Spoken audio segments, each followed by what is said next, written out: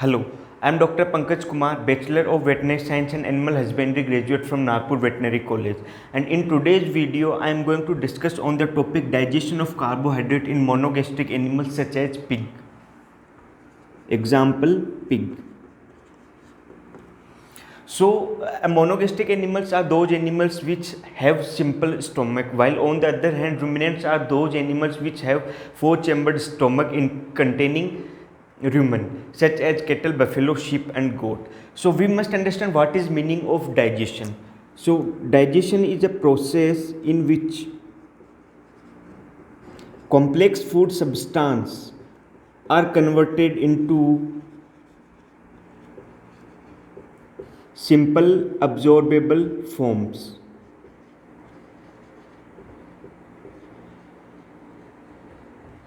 So in case of carbohydrate, starch is finally converted into glucose, which is absorbed in bloodstream.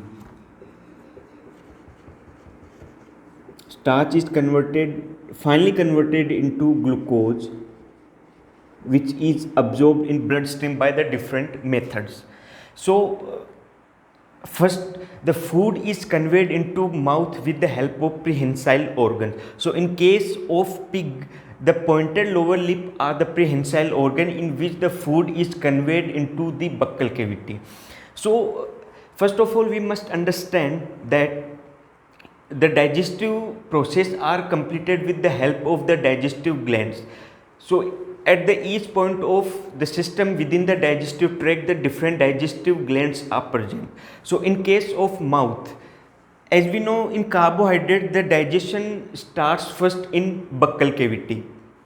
We know in pigs the main food is maize, which contains starch. So in mouth the digestion of carbohydrate starts. Now, first the digestive glands in mouth are salivary glands, which are present outside the buccal cavity, but the secretion is present inside the buccal cavity. So mainly three types of the digestive glands in mouth, that is salivary glands, are present. First is parotid gland, submaxillary, and sublingual gland. So in mouth, these glands secrete saliva. So when the food is mixed with saliva, it is converted into a form that is called bolus. So food is grinded, and when mixed with saliva, it is converted into a form that is called bolus. So in mouth, what is an action that lead to start of an digestive system activity? So in mouth, starch is converted into maltose with help of an enzyme that is called as salivary amylase.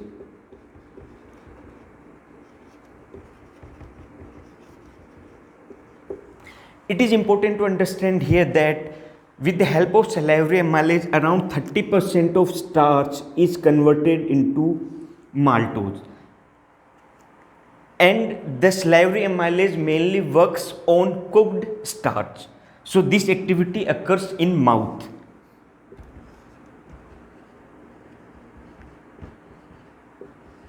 Now this food is now transferred into the esophagus and then into the stomach with the help of an activity called as swallowing or deglutition. Now in stomach, this activity or this reaction doesn't occur because of the pH difference, because in this stomach the pH is very acidic, so this activity doesn't occur. Further, the food is more digested and it is converted into a liquid form which is called as chyme. Now the food is now transferred into the small intestine part that is called duodenum, and in duodenum all the final activity of digestion is completed, which can be seen as follows. So in duodenum there are two different type of reaction occur. First, in duodenum, starch is converted into a disaccharide called as maltose with the help of an enzyme called as pancreatic amylase.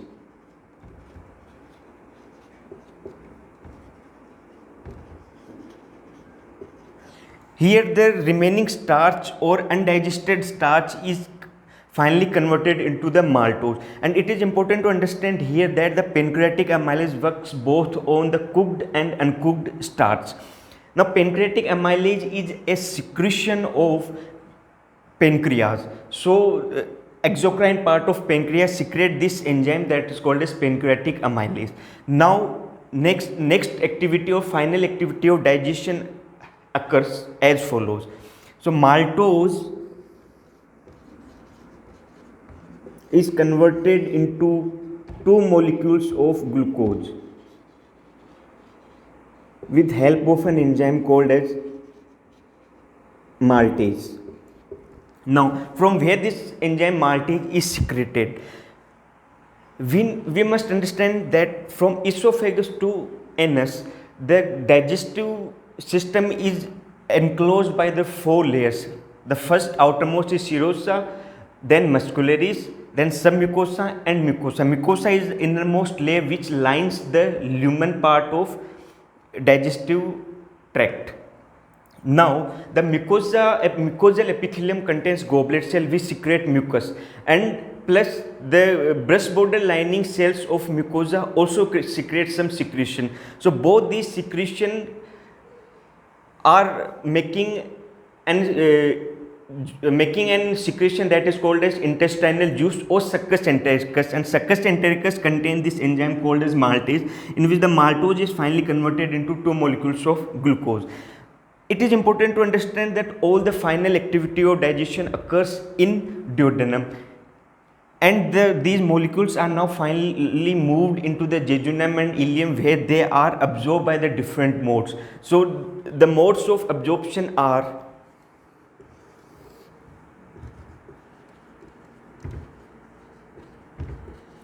absorption is simple diffusion,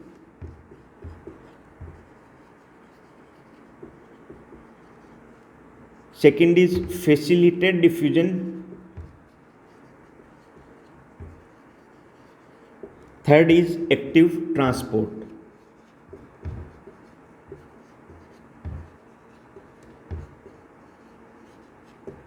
So these molecules, that is simple absorbable forms such as glucose and other, are absorbed by these more simple diffusion, facilitated diffusion and active transport. And now the undigested food is now further moves into the large intestine and then removed from the body with the help of a process called as defecation. So this is an overall view of the digestion of carbohydrate in monogastric animals. Thank you.